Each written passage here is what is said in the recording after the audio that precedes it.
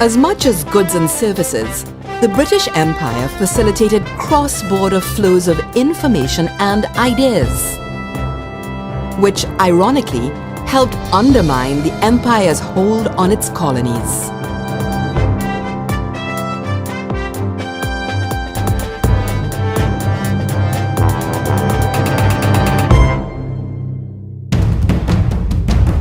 Among the influences that seeped across the Atlantic into Trinidad and Tobago was Pan-Africanism, a movement launched in London by Trinidadian Sylvester Williams, creating a network of solidarity among black intellectuals and activists across the British Empire. In the ideals of socialism and Marxism, the West Indian working class found common ground with the poor and the powerless the world over. In Port of Spain, the Trinidad Working Men's Association became the axis around which working class mobilization occurred in the early 1900s, until Captain Arthur Cipriani returned from World War I to organize and focus its energies.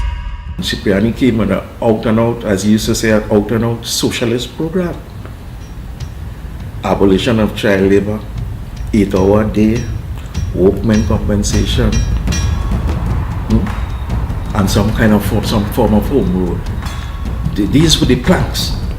With the 1929 depression exacerbating socio-economic conditions, workers lost patience with Cipriani's preference for constitutional change and began gravitating towards more militant options.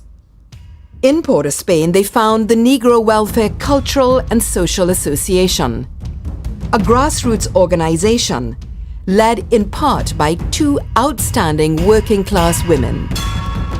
Elma Francois was a Vincentian who had come to Trinidad as a domestic worker and was quickly drawn to the Working Men's Association until she too lost faith in Cipriani's approach.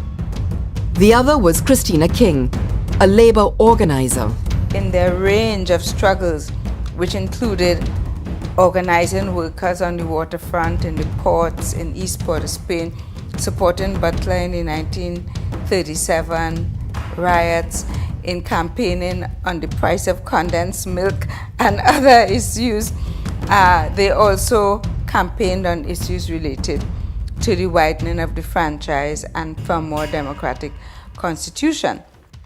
Arthur Buccareni marveled at the leadership style he saw at the NWCSA. When I first met these people, what fascinated me is how the relationship between the men and women in that organization.